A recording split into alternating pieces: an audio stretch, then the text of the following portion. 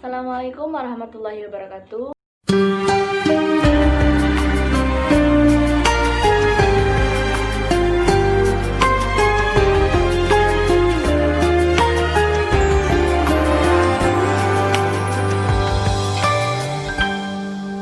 Perkenalkan, nama saya Rama Vita. Saya salah satu mahasiswi IAIN Pekalongan, NIM 111900, kelas Hukum Keluarga Islam C.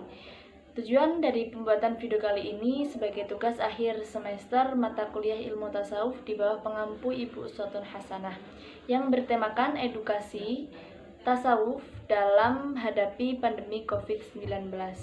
Sedikit mengenai COVID-19, tadinya hanya bersifat endemi di Wuhan, namun kini sudah menjadi pandemi yang berada di seluruh dunia.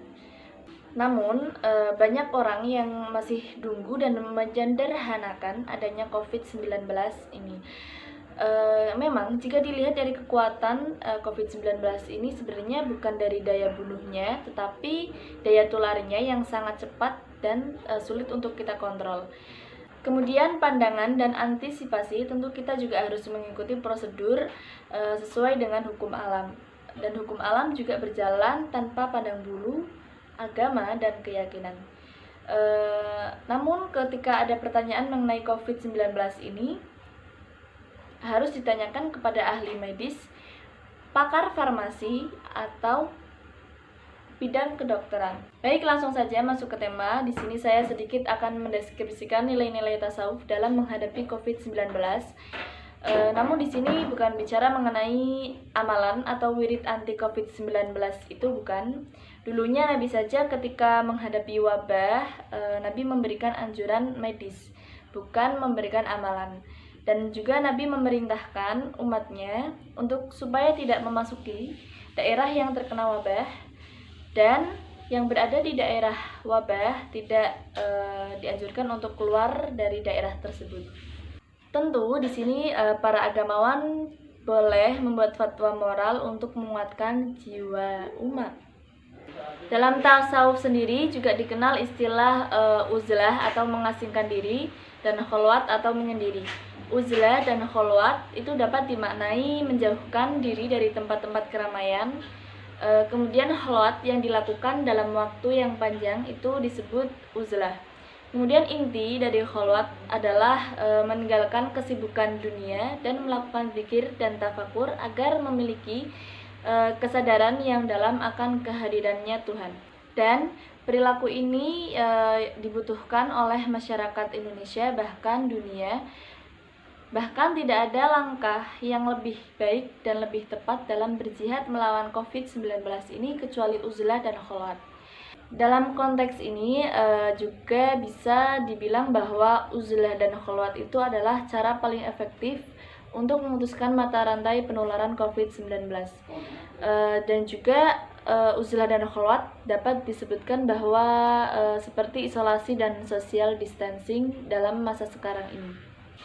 Menghindarkan diri dari keramaian sosial itu juga adalah kholwat dan sekaligus uzlah. Kemudian anjuran pemerintah untuk belajar di rumah, bekerja di rumah, bahkan beribadah di rumah, itu semua juga adalah kholwat dan uzlah. Bahkan larangan berkumpul dalam jumlah yang banyak itu juga adalah bentuk persepian kholwat yang nyata. Dan dalam hal ini juga yang akan memangkas jalur-jalur saraf dan nadi penyebaran COVID-19 itu. Namun, seperti tablik akbar, doa bersama, pengajian, dan acara agama lainnya, bahkan jika dimaksudkan untuk memohon pertolongan Tuhan agar dijauhkan dari COVID-19, tapi jika mengumpulkan banyak manusia, banyak masyarakat di dalamnya, maka sesungguhnya mereka telah melawan sunatullah atau hukum alam. Karena apa? Mereka telah mengumpulkan manusia sehingga bisa saja di dalamnya itu terdapat penularan atau penyebaran COVID-19 itu. Baik, inilah kholwat dan uzlah, doktrin tasawuf yang mesti harus dipraktekkan dalam memutus mata rantai penyebaran COVID-19.